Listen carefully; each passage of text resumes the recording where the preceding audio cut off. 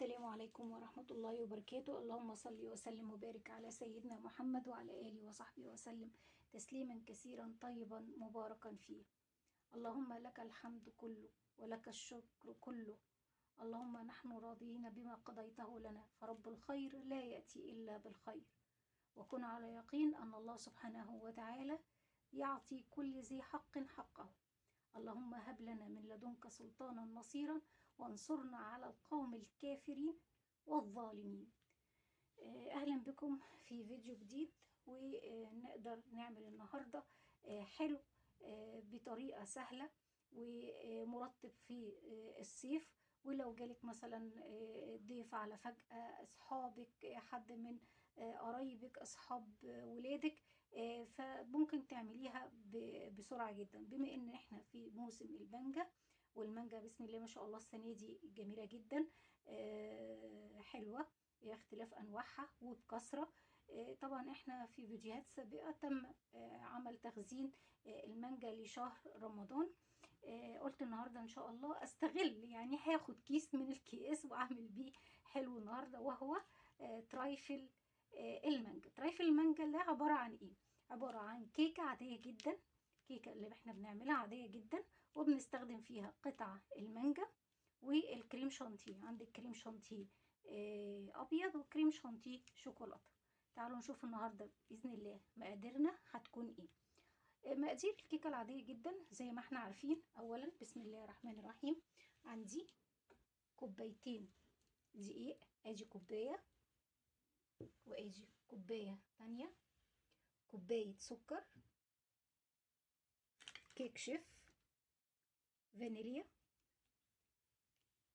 3 بيضات، نص كوبايه زيت، كوبايه لبن، كريم شانتيه. عندي كريم شانتيه ابيض وكريم شانتيه شوكولاته، ده زي ما بتحبي. لو عايزه تعمليه كريم شانتيه الفانيليا بيبقى حلو، ونقطع عليه قطع المانجا من فوق، او عايزه تعمليه شوكولاته على حسب الرغبه اللي يريحك. احنا النهارده باذن الله ان شاء الله هنشوف خطوه الكيك اللي احنا كلنا عارفينها، بس همشيها معاكم خطوه بخطوه من الالف للياء زي ما بيقولوا. اول حاجه ان انا بعمل المواد الجافه الاول. عندي كوبايتين الدقيق هنخلهم، تمام، ونشوف نحط عليهم المقادير الجافه. يلا بينا نبتدي عمل الكيك. بسم الله الرحمن الرحيم. اول حاجه هبتدي انخل الدقيق. انا عندي المنخل بتاعي اهو، ده منخل حرير. بسم الله الرحمن الرحيم. هبتدي احط فيه اول حاجه عندي كوبايه الدقيق الاولى، بسم الله،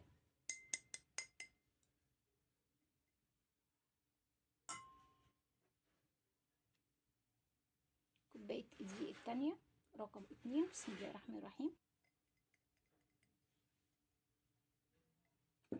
وابتدي انخله بسم الله. انا عندي منخل سلك، بس انا بفضل المنخل الحرير ده بصراحه. بحب اي حاجه بتاعت زمان كلها بحبها. عندي حاجات ماما، حاجات بابا الله يرحمه كلها، حتى الحاجات اللي كان جايبها من اليونان. كان جايب حاجات كتيره جدا، لمبه جاز، مركبه، حاجات بسم الله ما شاء الله. هبقى اعمل لكم فيها ريفيو عن جميع الديكورات القديمه ان شاء الله، ونعيش يوم من ايام زمان. بسم الله.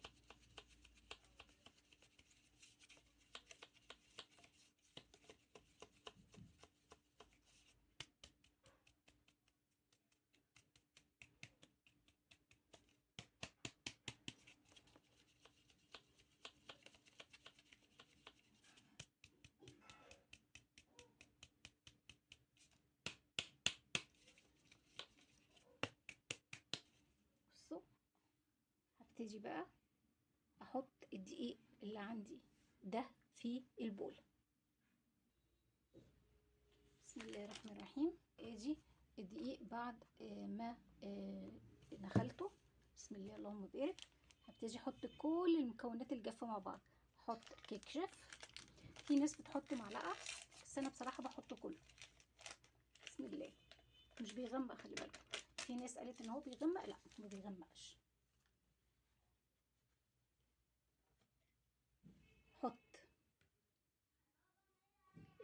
الفانيليا دلوقتي.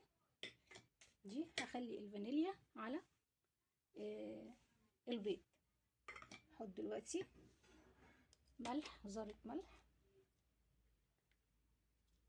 ذرة صغيرة كده، بسم الله.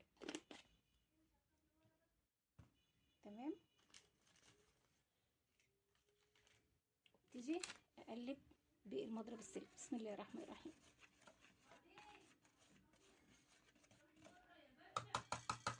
كده بقى الخليط عندي جاهز. هنيجي بقى للمكونات السائلة. عندي كوباية اللبن، كوباية السكر، وادي الثلاث بيضات. هحط عليهم كيسين الفانيليا. انا هعمل الفانيليا اللي هي الايه، البيضة، فانيليا بيضة، مش الفانيليا اللي هي بالبرتقال، لاني انا هعمل ترايفل المانجا، هزود مانجا، فمش عايزه يبقى فيه خليط او ميكس كده ما بين المانجا والبرتقال. هبتدي اجيب بقى الخلاط عشان احط فيه المكونات السائله. اول حاجه هنزل بيها السكر الحبيبات، سكر ابيض عادي، بسم الله ما شاء الله. وبعد السكر هحط كوبايه اللبن، وبعد اللبن هحط البيض ده عليه الفانيليا زي ما قلنا، وهنحط بالتدريج نص كوبايه زيت. تمام. وطبعا الخل، عشان الخل بيديها قوام اعلى وبتخليها كبيره في الحجم وهشه من جوه. دلوقتي هجيب الخلاط ونشوف هنعمل ايه. قبل ما اشتغل في الخلاط زي ما احنا متعودين، زي ما قلت لكم ان انا الصينيه اللي عندي دي مقاس 28، تمام، وممكن مقاس 24، بس 28 دي بتبقى كويسه جدا. هجيب الصينيه كده واحط فيها نقطتين زيت، واحط اعفرها بالدقيق واسيبها. حطيت فيها الزيت اهو، بسم الله الرحمن الرحيم. هبتدي اوزع الزيت عليها كلها كده، واحط فيها دقيق على اساس ان الكيكه عندي ما تلزقش. تمام. يلا بينا نشوف هنكمل نعمل ايه. ادي الصينيه بعد ما عفرتها بالدقيق عشان تبقى كده، عشان الكيكه ما تلزقش فيها.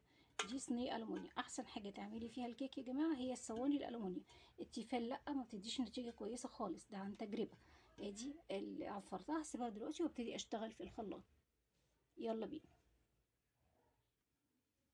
عندي الخلاط بتاعي جبته اهو، بسم الله الرحمن الرحيم. اول حاجه هنزل فيها كوبايه اللبن، اللهم بارك، بسم الله.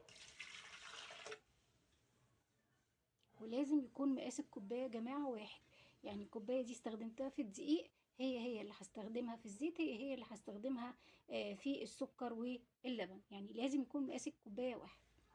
بسم الله. تاني حاجه السكر، بسم الله.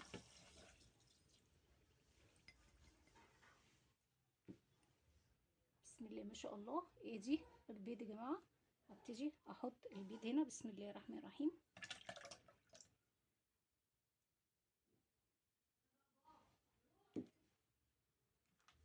تمام. واحط الخل ونضربه في الخلاط. يلا بينا نروح على الخلاط. انا سايبه الخلاط على المواد السائله اللي حطيتها، اللبن والسكر والبيض مع الفانيليا، وادي ايه نص كوبايه الزيت، مش هحطها الا بالتدريج على خليط الكيك. بسم الله ما شاء الله. شايفين يا جماعه؟ شايفين بعد ما عملته في الخلاط بقى ده شكله. كل ما يعمل الرغاوه دي كنت بتعرفي ان الكيك عندك هيبقى ناجح باذن الله ان شاء الله. هحط بقى الخليط السائل ده على المواد الجافه الدقيق. يلا بينا. انا عندي دقيق اهو، بسم الله ما شاء الله. بسم الله الرحمن الرحيم. بسم الله. حط الخليط كله بالشكل ده واقلب. بسم الله.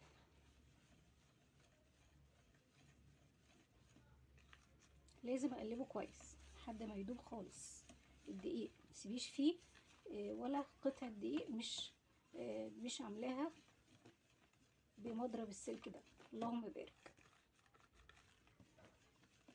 معلومه برضو بقولها لكم، ان المضرب السلك ده في الكيك العادي، لكن لو هتعملي تورته بتستخدمي المضرب الكهربائي، لان انا حاولت ان انا استخدم المضرب الكهربائي مع الكيكه العاديه بصراحه ما عجبتنيش، ما مش زي ما بعملها كده بالمضرب السلك والخلاط. حسيت ان هي بتعمل كده احلى. بسم الله اللهم بارك. شايفين يا جماعه؟ اهي. الله اكبر. شايفين الفقاقيع دي؟ اهي. ابتدي دلوقتي احطها في الصينيه. نجيب الصينيه ونصبها سوا مع بعض. عندي الصينيه اهي. بسم الله ما شاء الله. ابتدي ايه؟ احط فيها الخليط. بسم الله. بسم الله الرحمن الرحيم.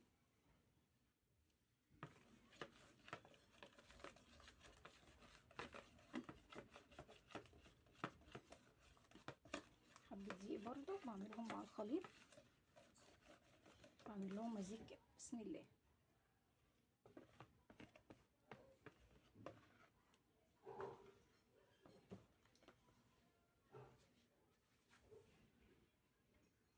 طبعا احنا مش بنسيب حاجه. بالسباتشيلا دي بنزل بيها كل المقدار اللي عندي. حاجه بتبقى متكلفه فحرام يعني ان انا اسيب الجزء ده. شايفين قد ايه؟ بسم الله ما شاء الله.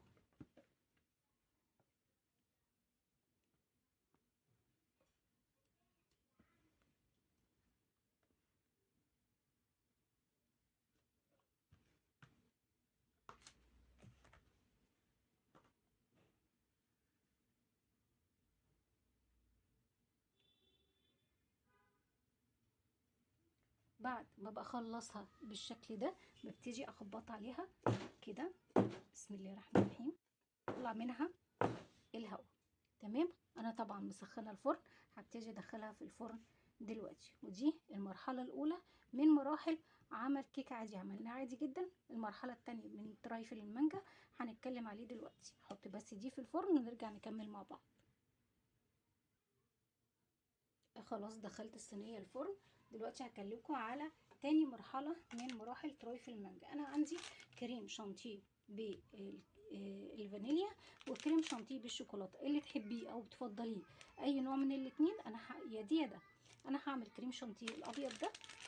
عايز تعمليه بالشوكولاته مفيش مشكله، بيبقى جميله برضه. انا هعمل كريم شانتيه عادي.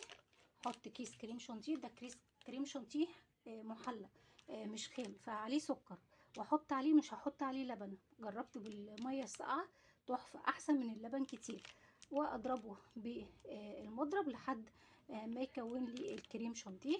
وبعد ما تطلع صينيه الكيك من الفرن، دي تاني مرحله. ده الموضوع اللي بكلمكم عليه بتاع الكريم شانتيه، ده تاني يوم مش في اول يوم. لان انا لما الكيك يستوى هطلعه يبرد، وبعد ما يبرد تماما هبتدي احط فيه، انغزه كده بسكينه او بشوكه او اي حاجه عندي، بحيث ان انا هحط فيه كميه من اللبن واخليه لتاني يوم.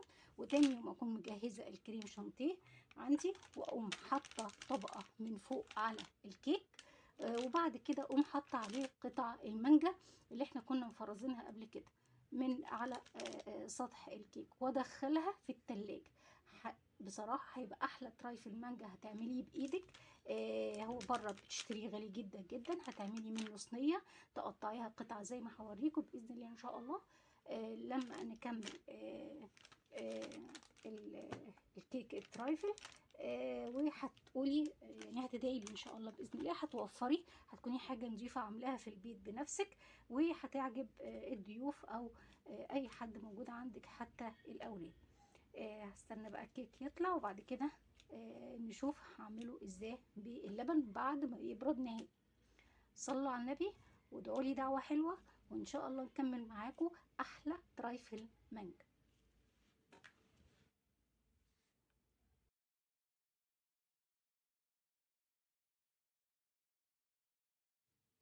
بسم الله الرحمن الرحيم. وادي الكيك بعد ما اتعمل. الله اكبر. بسم الله ما شاء الله. يا رب يكون ظاهر عندكم بقى بالشكل ده. بسم الله الرحمن الرحيم. الجزء ده انا جربته بسكينه عشان اعرف ان هي مستويه من جوه. هي دلوقتي لسه سخنه، هسيبها تبرد خالص. تمام.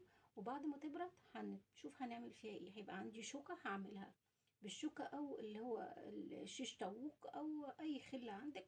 هنغزها كده عشان نحط فيها اللبن. بسم الله الرحمن الرحيم. اللهم بارك. سيبها بس تبرد خالص عشان لما احط عليها الكريم شانتيه ما يسحش. تمام، هسيبها تبرد. طيب لحد ما تبرد ان شاء الله باذن الله تعالوا بينا نعمل سندوتش حواوشي صدق، وسندوتش حواوشي لحمه، عبال بس ما دي تبرد. يلا بينا. بسم الله الرحمن الرحيم.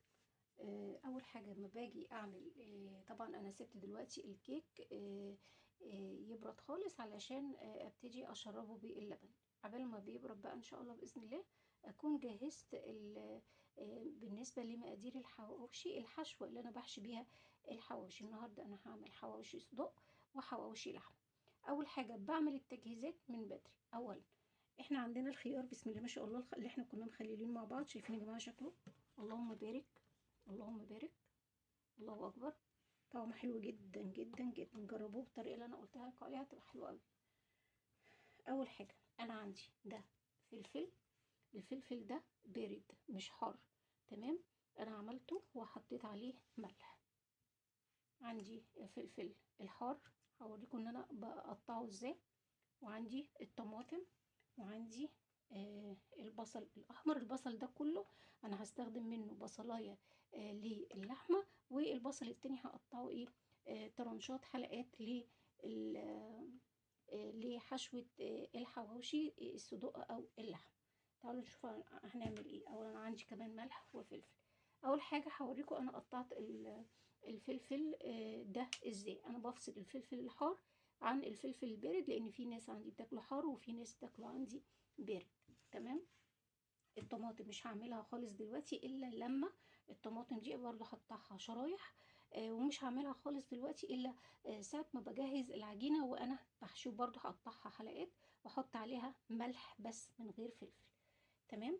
بسم الله الرحمن الرحيم. هوريكم بس قطعت ده ازاي. انا عندي ده الفلفل الحار، انا بستخدم فيه التقطيع الفلفل الحار ده، مش السكينه، المقص ده مقص المطبخ بستخدمه للاكل فقط. تمام. تعالوا نشوف مع بعض ازاي بقطع الفلفل ده. يلا بينا. بسم الله. انا عندي الفلفل زي ما انتم شايفين. اول حاجه بسم الله الرحمن الرحيم بقطع الجزء اللي تحت ده، يا رب يكون واضح الجزء اللي تحت ده، وبسيب الجزء اللي فيه البذر. تيجي بقطع الجزء اللي تحت كده. بسم الله الرحمن الرحيم بالشكل ده كده. بقطع كل الكميه اللي عندي.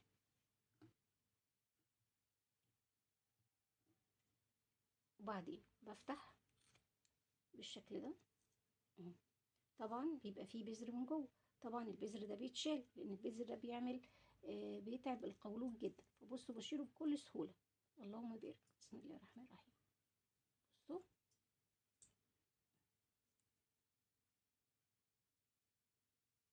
ابتدي اشيله بالمقص بالشكل ده،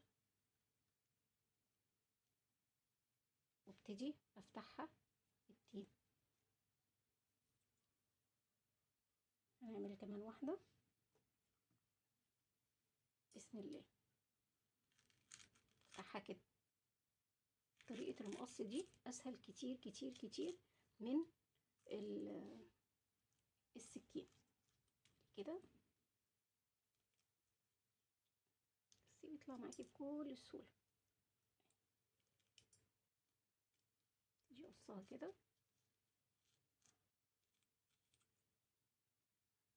على حاجه بقى ايه اللي انا عايزاه.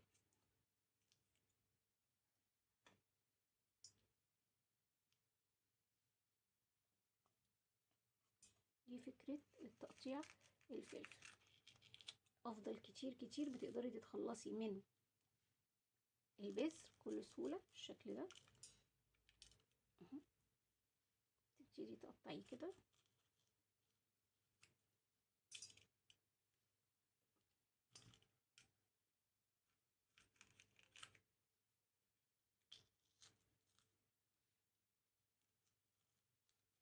بس مجرد ما بتدخلي المقص على طول الجزء اللي جوه بالبذر ده بيطلع.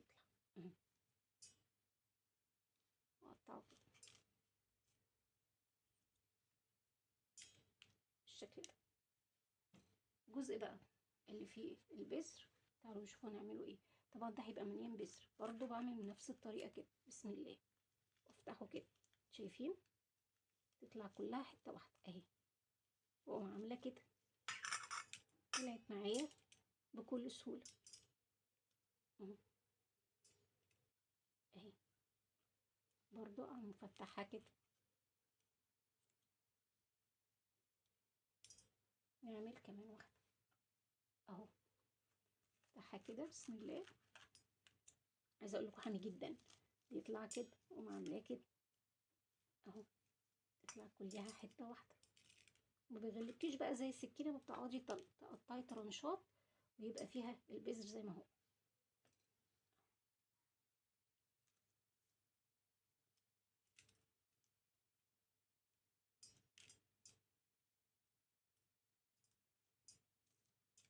اهو بالشكل ده. هكمل كل الكميه اللي عندي ونشوف هنقطعه التاني ازاي. يلا بينا. شايفين ده الجزء اللي بيبقى داخل الفلفل، اللي بيسبب لي مشكله لو انا قطعته بالسكينه كل البذر ده بينزل معايا، لكن طريقه المقص دي طريقه كويسه جدا. دلوقتي هبتدي بقى اقطع الكميه واوريها لكم الفلفل الحار بعد ما شلت منه البذر. بسم الله الرحمن الرحيم، شايفين عامل ازاي اهو بالشكل ده. تيجي بقى نقطعه بالسكينه مع بعض، اخد الكميه دي كده كلها احطها هنا بالشكل ده، تيجي ايه اقطع، بس لو في اي جزء تاني اهي. وابتدي بقى لك الخيار، ممكن تمسكي 3 4 معاكي تقطعيهم مرة واحدة عشان الإنجاز، تعملي واحدة واحدة، انتي معاكي وقتك وبتعملي كل حاجة بالراحة، بتبقى تطلع جميلة. بسم الله، شايفين يا جماعة بقطعه بالشكل ده.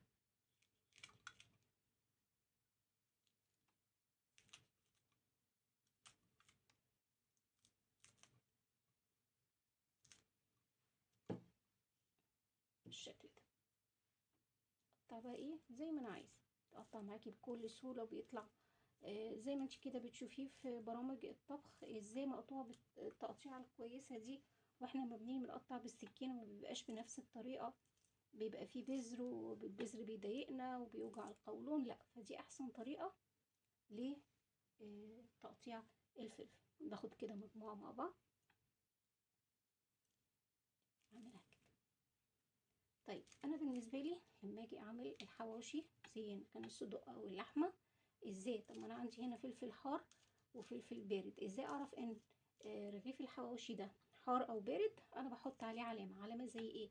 يا اما بحط عليها بعد ما بقفل الرغيف خالص شريحة طماطم، وابقى عارفة مثلا اللي عليه شريحة طماطم ده بالفلفل الحار اللي هو بيبقى حار، او احط عليه شريحة بصل عشان افرقه عن اللي هو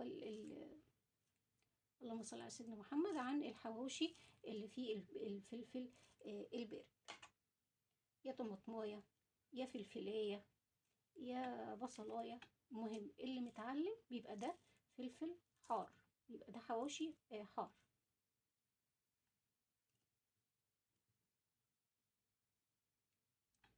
حتى بيبقى شكلها حلو والله، لما بعلمها باي طماطميه او حاجه، الطماطميه بتاخد لون ذهبي جميل كده، وساعات بتبقى فيها لسع اكني شاويه الطماطم او الفلفل، بيبقى طعمها وشكلها حلو قوي قوي قوي.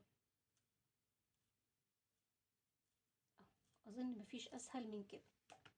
عودي نفسك اليوم اللي انت هتعملي فيه حلو وحادق تكوني مجهزه الحلو من بالليل زي ما احنا عملنا كده، والحادق بتبقي عامله ايه. انا قلت افضل حاجه ان احنا نعملها يوم الجمعه، يوم الاجازه، الحواوشي. طبعا الحواوشي دلوقتي سعره طالع جدا، وانت مش عارفه اساسا الحواوشي اللحمه اللي موجوده فيها ايه، اللي موجوده لحمه بلدي لحمه مستورده، فالواحد بيخاف بصراحه. انا عاده ما بحبش اجيب اي لحوم سندوتشات من بره، سواء كان لحمه او فراخ، انا بحب اعمل كل حاجه بنفسي في البيت، تبقى احسن وانضف واضمن. شايفين؟ بسم الله الرحمن الرحيم، اللهم بارك. كده نجيب البصل، قبل ما اشتغل في البصل اهو بالشكل ده، زي ما انتوا شايفين كده. هبتدي احط عليه ملح، رشة ملح صغير.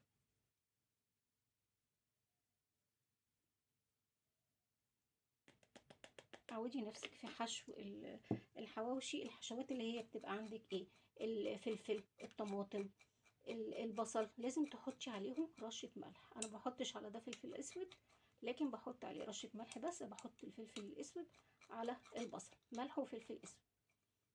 لكن اهو عندي، بسم الله الله اكبر، عندي الطبق ده الفلفل البارد، وده الفلفل الحار اللي هو فيه احمر. اي بذريه طبعا بشيلها، خليها مش هتأثر. تمام. تيجي بقى ايه، احطهم الفهم باسترتش راب، واسيبهم في التلاجة عشان الحر. لكن في الايام العاديه غير الحر ده بسيبهم بره عادي.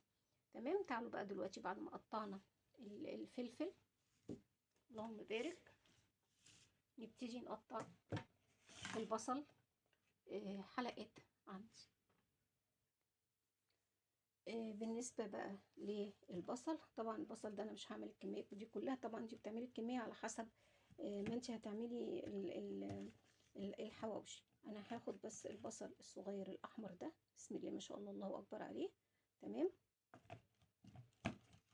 الاحمر الصغير كله هعمله شرايح. تمام. ولكن الكبيرة دي بعملها في اللحمة، بحط زي اللحمة اللي هي المعصجة، بشوف المقدار اللي عندي، بحط بصلة 2 على حسب الكمية اللي انا ايه هعملها. انا دلوقتي هبتدي اقطع البصل شرايح، وتعالوا مع بعض نشوف هنقطعه ازاي. بسم الله الرحمن الرحيم. طبعا ده قلب الفلفل، فده برضه هقطع فيه الجزء اللي فوق الشوشة بتاعت البصلاية والجزء اللي تحت. انا متعودة لما اجي وقت تقطيع الخضروات، اي خضروات طبعا بغسلها كويس جدا، وطبعا بعد ما قشرتها غسلتها، وببتدي اشيل الجزء ده والجزء ده على اساس ان انا لما اجي اقطع الكمية كلها تبقى جاهزة عندي. بسم الله الرحمن الرحيم. اهم من ده كله يكون جنبك منديل، ان الدموع طبعا هتنزل كتير جدا. بسم الله. بقطع الجزء ده كده طبعا، والجزء ده يبقى عندي بصلايه بالشكل ده.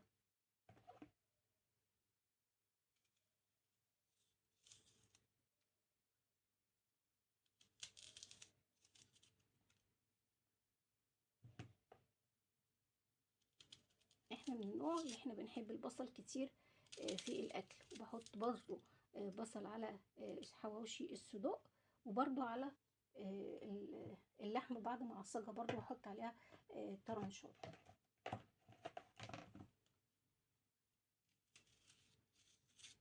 البصل الاحمر ده بيبقى في الاكل طعمه احلى كتير كتير من البصل الابيض. اهو بالشكل ده انا كده جهزت معايا. اشيل بقى ده،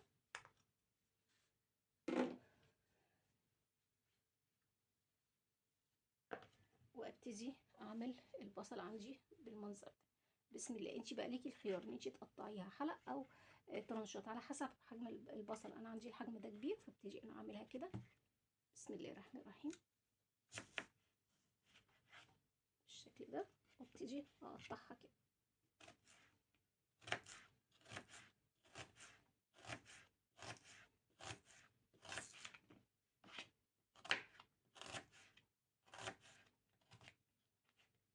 عايزه اقول لكم ان البصل ده مجرد بس ما امسكه انا عندي حساسيه منه جامده جدا، بتلاقي بقى ايه دموع كتيره جدا.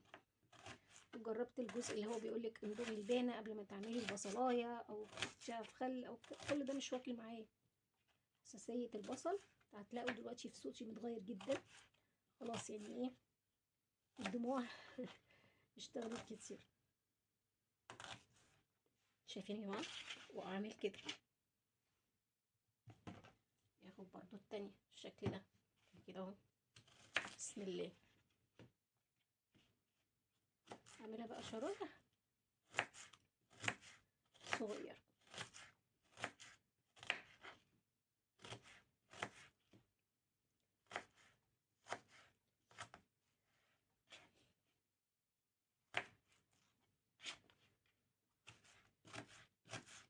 انا طبعا بقطع بالراحه عشان الكاميرا، لكن انا في مع نفسي طبعا بقطع بسرعه جدا.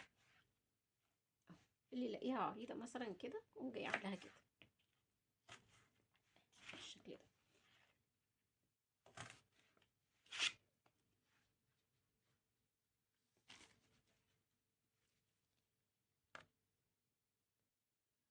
معلش فصلت الكاميرا، البصل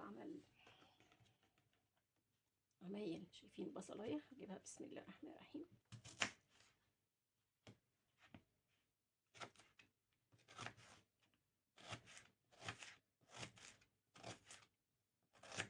الفيديو النهارده طويل بس انا حبيت اصور فيه كل تفصيله من التفصيلات اليوم كامل، على اساس ان انا اوريكي ازاي اليوم بيمشي معاكي، بس بالراحه. يعني تعملي حاجه بحب وبالراحه بتطلع الحاجه بسم الله ما شاء الله. يعني بالذات الاكل ده يا جماعه، لو انت بالك مش رايق ومزاجك مش حلو الاكل عمره ما هيطلع حلو.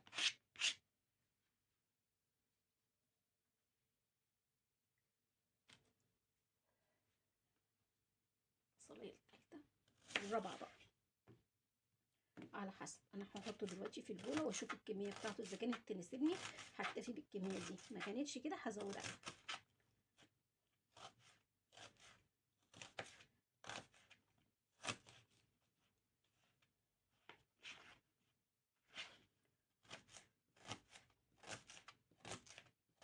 تعملي كميه البصل والفلفل والطماطم على حسب انت هتعملي الحواوشي قد ايه، كام رغيف. وعلى فكره انا مجهزه طبعا العجينه عندي، مش جايبه عيش من بره، لا ده انا عامله كمان العجينه عندي، اللي هو عجينه العيش عندي في البيت. هوريها لكم برضو، كنت عملتها برضه مره معاكم، بس انا قلت اوريكم برضو الافكار في التقطيع، لان كتير منكم طلبوا مني ازاي بتقطعي الخضروات. الخضروات اهو، البصل بجهز كل حاجه، مش بعمل كله مره واحده، لا لازم اجهز كل حاجه عشان ان انا ايه اعرف الحاجه تطلع حلوه. ده البصل بسم الله ما شاء الله الله اكبر. هبتدي دلوقتي احطه في البوله واحط عليه ملح وفلفل. دي البوله اهي، هبتدي احط فيها البصل بسم الله.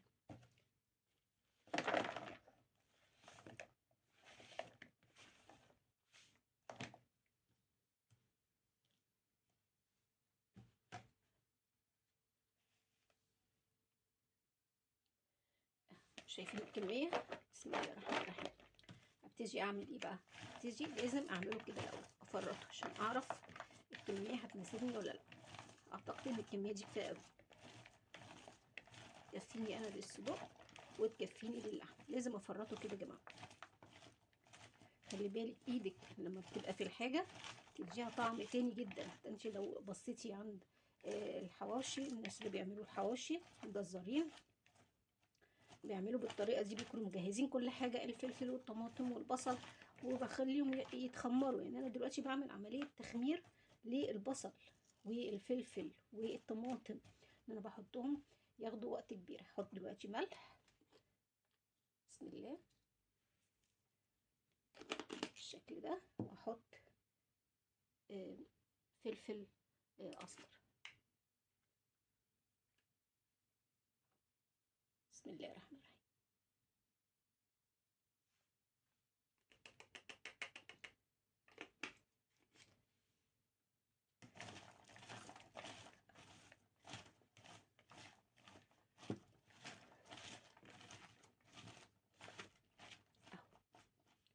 بقى بالشكل ده هعمله بقى بستريتش راب، واسيبه، لازم اسيبه في التلاجة بالشكل ده. تعالوا نكمل نشوف هنعمل ايه. لقيت الفلفل الاسمر شويه، حطيت برضو كمان حبه. ابتدي اعمله كده،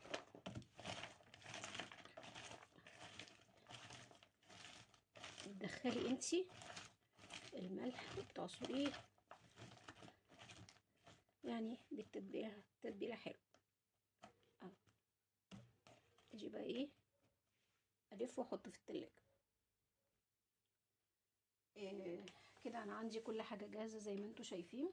طبعا شرايح الطماطم مش هقطعها دلوقتي، انا هقطعها زي ما قلت لكم اول ما ابتدي في الحواوشي. عايزه اقول لكم بالنسبه للجبنه الموتزاريلا، انا كنت بستعمل جبنه الحمد، بس ما لقيتهاش متوفره في فتح الله. فلقيت الفتح ده فاتح جديد، فقلت ايه اجربه. انا ما باجي اي حاجه جديده بجربها بجيب الكميه الاقل، ما بجيبش الكيلو الا بعد ما اجربها ممكن تطلع مش كويسه. فانا جبت الكيس ده 200 جرام عامل 46 جنيه من الفتح. هو يعني متجر معروف.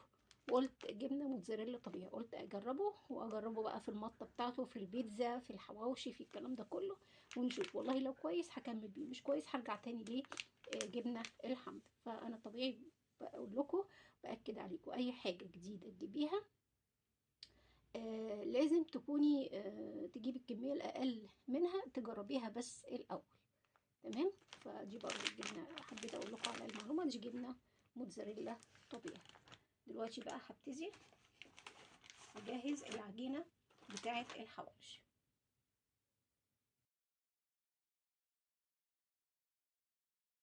بسم الله الرحمن الرحيم. دي كميه اللحمه اللي انا هعصقها.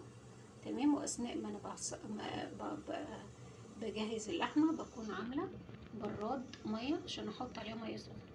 تمام. دلوقتي هبتدي بقى اعصق اللحمه. ادي كميه البصل هبتدي اشوحها الاول قبل ما احط عليها اللحمه. اهو زي ما انتم شايفين بدبل البصله، مش بحمرها، بخليها تبدأ بس وابتدي هبتدي دلوقتي احط اللحمه. حطيت كميه اللحمه اللي عندي كلها، ابتدي اقلبها في البصل. حطيت عليها فلفل اسمر وابتدي اقلبها تاني. طول ما هي على النار لازم بقى اشوحها كده يمين وشمال زي ما انتم شايفين كده لحد ما تاخد لون بسيط. يعني ابتدي اضيف لها الميه كده. خلاص بالنسبه لي ابتدي بقى احط عليها الميه الدافيه. بسم الله ما شاء الله، اللهم صل على سيدنا محمد، الله اكبر. حطيت عليها اهو كميه الميه اهي، وابتدي اسخن برضو كميه تانية علشان لما تشرب الكميه دي ابتدي ازودها ميه دافيه. اللهم بارك. سيبها بقى تستوي واقطع الصدوق دلوقتي. تعالوا بقى دلوقتي نشوفوا اللحمه المفرومه، اللحمه المعصجه المفرومه. بسم الله الرحمن الرحيم. بسم الله. الله اكبر. شايفين؟ عشان البخار بس اللي عاملها تنشف واوريها لكم تاني.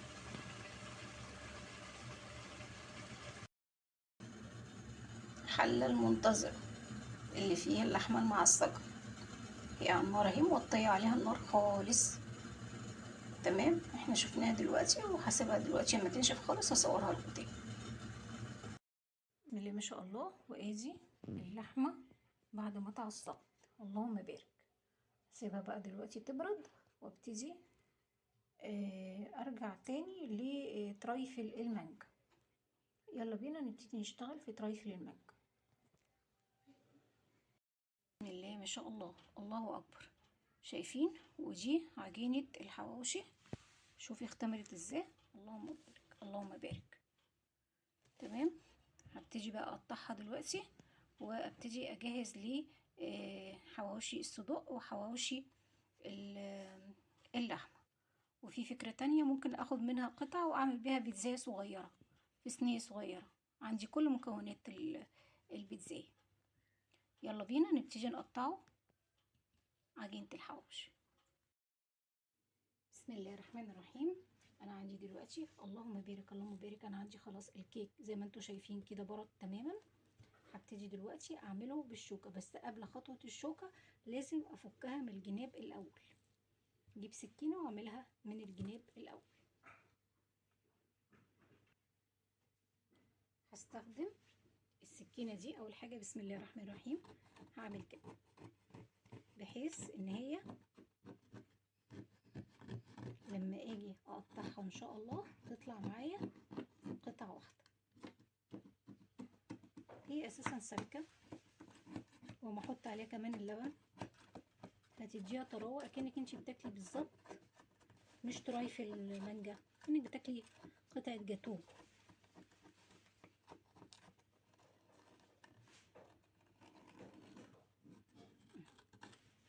مش كده كده كده حته واحده كده اهو.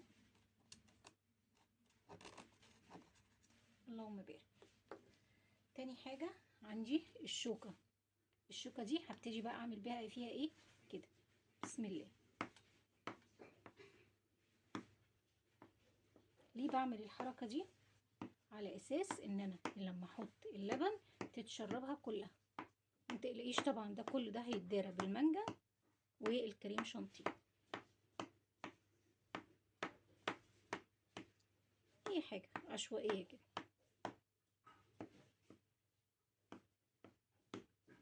بس كده. بسم الله الرحمن الرحيم. عندي اللبن هبتدي اصب عليه كده عشان تشربه كله. بسم الله.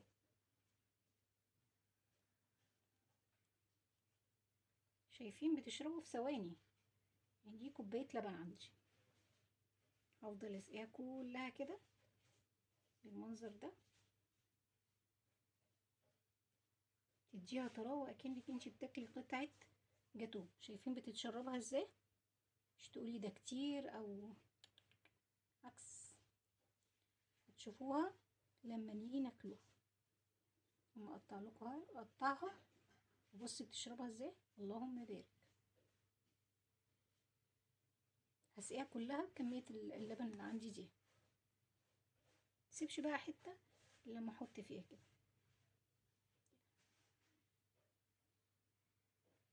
كل ده هتتشربه، كل ده الفتحات بتتشربه من جوه. اللهم بارك.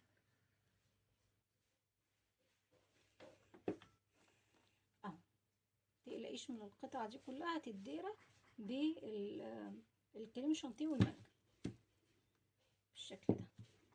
سيبها بقى تتشرب وابتدي اعمل. انا زي ما قلت لكم عندي ده وعندي ده، انا هعمل الابيض ده تمام. وانا عندي مضرب هشتغل بيه واعمل لها القوام بتاعها لازم يكون تقيل، واعمل لها كوبايه ميه ساقعه، مش بحط عليها لبن. كريم شانتيه بالميه الساقعه احلى كتير من اللبن. تمام. تيجي دلوقتي اعمل الكريم شانتيه ولازم يكون عندي متماسك. لو هو مش متماسك في الحر ده بتحطيه في التلاجة كمان شويه. يلا بينا نبتدي نعمل الكريم شانتيه. بسم الله ما شاء الله. شايفين بقى قوامه عامل ازاي؟ انا عايزه القوام ده. شايفين؟ اللهم بارك. شايفه لما بتعملي كده بالمضرب ما ينزلش منها بالشكل ده.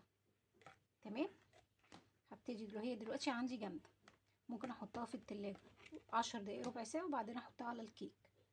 تمام. هحطها او اضربها كمان ضربه وبعدين احطها على في التلاجة 10 دقايق وبعدين ابتدي افردها على الكيك اللي عندي. اللهم بارك. بسم الله الرحمن الرحيم. انا عندي المانجا القطع اللي احنا كنا عاملينها مفرزينها قبل كده في الفيديو السابق لرمضان، فانا قلت استعير بقى بكيس مانجا اعمل بيه واجيب تاني واخزن تاني. يعني ان شاء الله يعني الكميه اللي انا بحتاجها في رمضان ببقى عارفه انا محتاجه قد ايه، وعلى قد ما ربنا يقدرك. يعني قد ما ربنا يقدرك احفظي، لانها مش بيجرى لها حاجه بالنسبه للمانجا الزبده. فانا استعنت ب المانجا الزبده للعصير، لكن دي كانت من مانجا النعومي اللي انا كنت مقطعاها قطع للكنافه. لو تفتكروا لو ترجعوا ورا للفيديو للكنافه او للكيك. فانا خدت كيس من المانجا اللي انا كنت مقطعاها قطع مكعبات، حتى هتبصوا تلاقي التلج فيها اهو. تمام. طلعتها من الفريزر وحطيتها في الطبق عشان احطها على وش الكيك بعد ما ادهن وش الكيك بالكريمه. انا بالنسبه لي هنا عندي 2 اوبشن، يعني اختيارين. بمعنى انت ممكن تعملي الكيك اللي احنا عملناه ده. خلي بس المانجا دي كده. بسم الله. اهو شربت كل اللبن. عندك حاجتين ممكن تعملي. تحطي طبقة الكريمة زي ما هي في الصينية زي ما هي، وبعد ما تنشف خالص وتطلعيها من التلاجة تقطعيها قطع. تمام. قطع مربعة عادي زي قطع الكيك او مستطيلة زي ما بتجيبي قطع الكيك بالظبط. وعندك الاوبشن التاني ان انت ممكن تحطيها في الكاسات. يعني عندك ده وعندك ده، يا اما تحطيها مرة واحدة تشربي بيها الكريمة والمانجا، او ممكن تحطيها في كاسات زي دي، بولات كاسات، على اساس ان انت بتحطي اول طبق تقطعي بقى تقطيع عشوائي بالنسبه للكيكه دي، اي تقطيع، لان هي كده كده بتتحط مكعبات صغيره مثلثات صغيره زي ما تيجي معاكي. تحطي اول حاجه طبقه من الكيك وبعدين عليها كريم شانتيه، وبعدين تحطي طبقة المانجا. وبرده لو البولة تاخد تقومي مكررة نفس الموضوع، بس تخلي طبقة المانجا اللي هي بتبقى فوق، وبتعملي بيها بولات حلوة دي. بس انا بفضل هعمل فيه الكيك ترايفل المانجا في الصينية مرة واحدة، لاني انا هعمل ان شاء الله فيديو للكنافة بالمانجا في البولات دي. تمام، فانا افضل ان انا هعمل الكيك ترايفل المانجا في الصينية ذات نفسها. كده عندي المانجا اهي، بسم الله ما شاء الله. ابتدي بقى اجيب اطلع الكريم شانتيه من التلاجة، وابتدي ايه اوزعه على الصينيه. ادي طبقه الكريم شانتيه بعد ما حطيتها في التلاجة. بصوا متماسكه ازاي. هبتدي بقى بالسباتيلا جزء جزء كده. بسم الله الرحمن الرحيم. في برضو خيارين، شايفين؟ اللهم بارك، اللهم صل على سيدنا محمد. انا عايزاها بالسم كده يا جماعه. عندك برضو خيارين. هاخد بس الجزء ده احطه كده، بسم الله، وافرده بالشكل ده بالراحه خالص. عندك برضو اوبشن تاني، ممكن تحطي الكريم شانتيه في كيس تلاجة وتوزعيه وتفرديه بالسباتيولا عادي جدا، وممكن تحطيه زي انا بحطه كده، بفرده مره واحده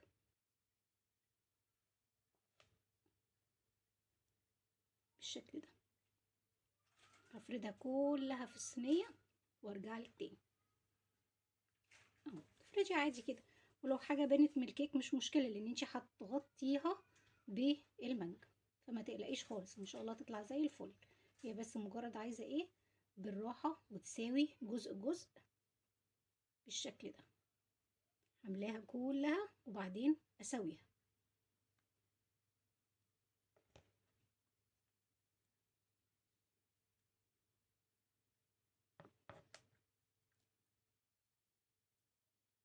خلي بالك ان احنا بعد ما بنعملها نحطها تاني في التلاجة.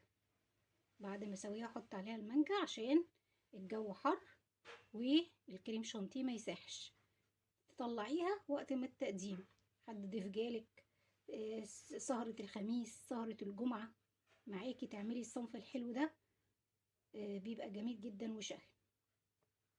اللهم بارك. شايفين كمية الكريم يا جماعة اهي، من كيس واحد كريم شانتيه، محطتلوش اي اضافات لان هو بيبقى محلى، بعكس كريم شانتيه الخام اهو بالشكل ده. هفردها وارجع لكم تاني.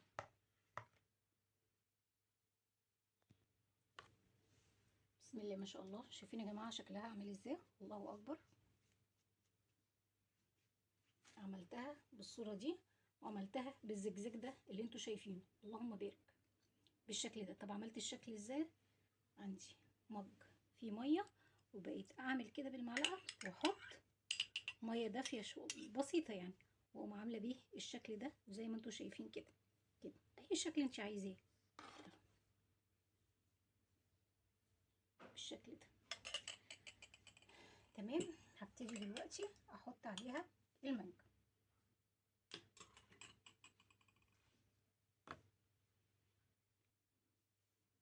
بسم الله الله اكبر. شايفين المانجا يا جماعه، وشايفين الكيك وعليه طبقه الكريم شانتيه. هبتدي بقى اوسع عادي جدا المانجا بالطريقه توزيع عشوائي،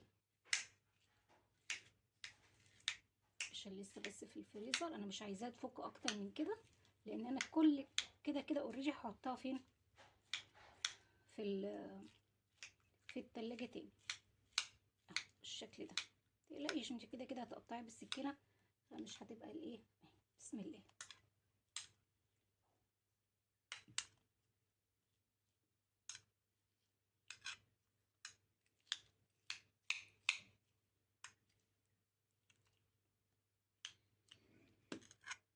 وبرده هوزع كمية المانجا اللي عندي على طبقة الكيك كلها.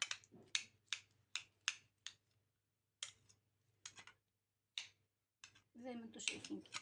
تعالي بقى انت جيبيها من بره، ترايفل المانجا ده بيتباع في محلات شهيرة، ويقولك ترايفل المانجا بالكريم شانتيه والشوكولاتة. شوفي هتدفعي فيها كام. هوزع الكمية كلها وارجع لكم.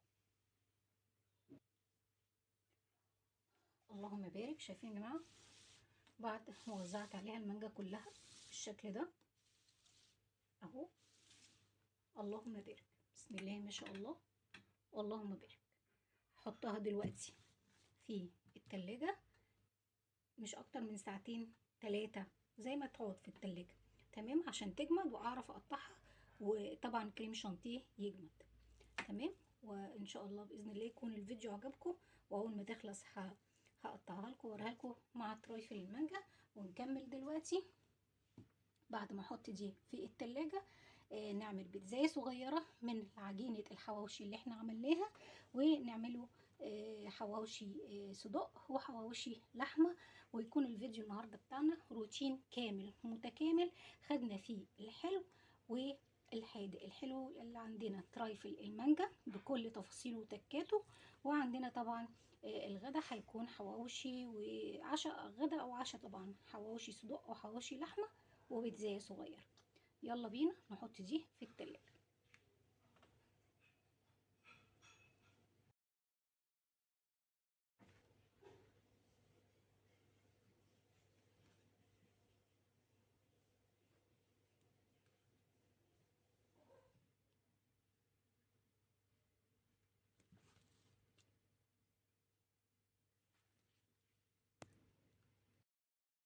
بسم الله ما شاء الله.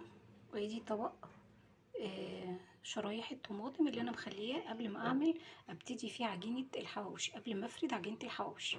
انا قطعت عجينه الحواوشي كور دلوقتي، وبعدين رحت جايه عملت الحلق، الطماطم ترانشات حلق كده، شرايح حلق، وحطيت عليها نقطه ملح بحيث ان لما احط الطماطم في عيش الحواوشي يبقى ليها طعم، تبقى متحدقه حلو ومتكونش عضب. يلا بينا دلوقتي نروح نفرد عجينة الحواوشي اهو. بسم الله الرحمن الرحيم. زي ما انتوا شايفين الحاجة ما عملتها بعد التقطيع كنت ملبساها ستريتش راب دي، او حافظ اللي هو بتاع كيس التلاجة. بسم الله الرحمن الرحيم. ابتدي اشيله. ادي الفلفل، وادي الطماطم، وادي البصل. بسم الله.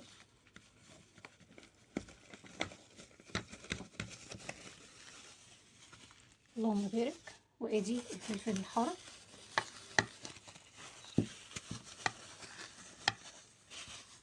اللهم بارك. وادي الصدوق،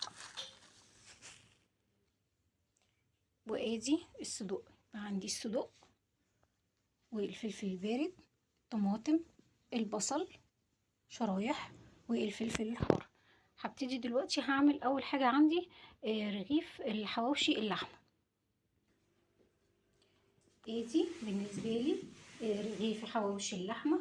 حطيت اللحمة في الجزء اللي هو على الحرف كده، وهبتدي احط له الاضافات زي ما انتوا شايفين. عملت كله بالشكل ده علشان ابتدي احط الحشوة مرة واحدة، ده بيسهل لي كتير في العمل.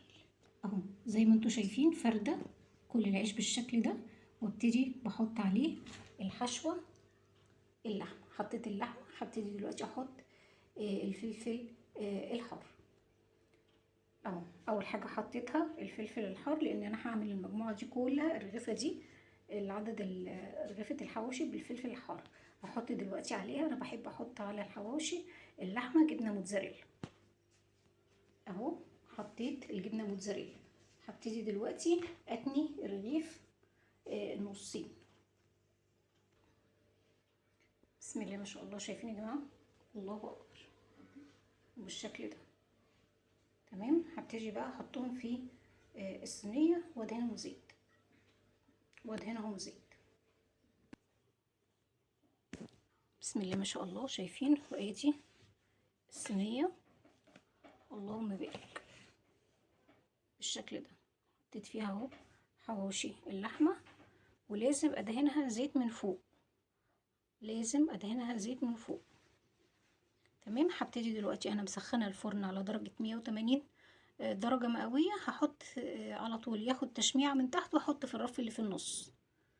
يلا بينا. ودي الصينيه التانية اللي عملتها. بسم الله ما شاء الله، اللهم بارك. ده حواوشي اللحمه، لان انا بعمل حواوشي الصدق مدور. حواوشي اللحمه بعمله نصين كده. تمام.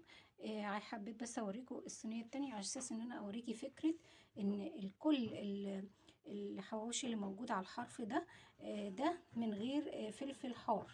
تمام. انا حبيت اوريكي الفكره ان انا حبيت اعلم الرغيف اللي عليه اهو فلفليه من فوق حمرا دي، ده بيبقى داخله جبنه موتزاريلا وفلفل حار، على اساس ان هو يما يتم خبزه ابقى عارفه مثلا ده جوه ايه عشان ما يحصلش لخبطه. دي الفكره اللي قلتها لك في اول الفيديو. تمام. اللهم صل على النبي يا رب. عايزه اوريكم كمان الجبنه الموتزاريلا حلوه، هشوفها برضو في الخبيز بتمط ولا لا واقول لكم عليها.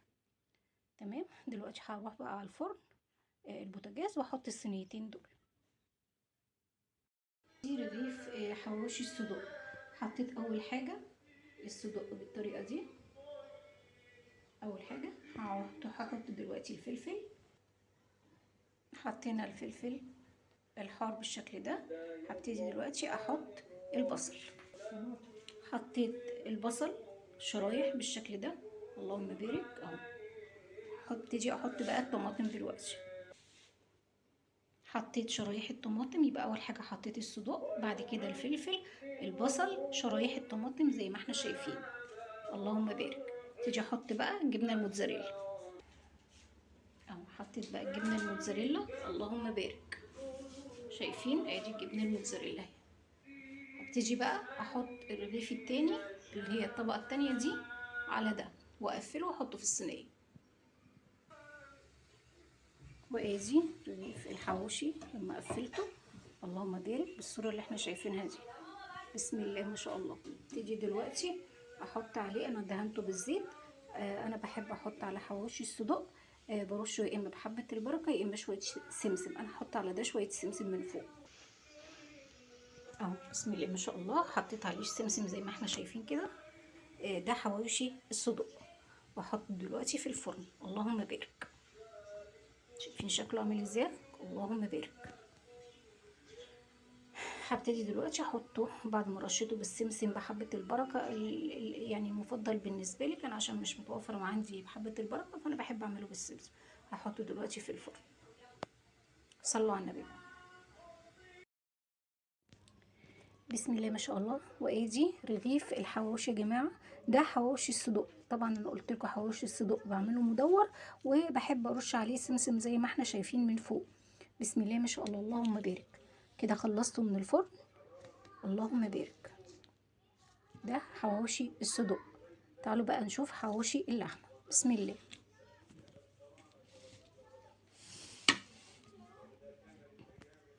الله اكبر. وده حواوشي اللحمه. اللهم بارك. حواوشي اللحمه بعمله كده بالطريقه دي. تمام.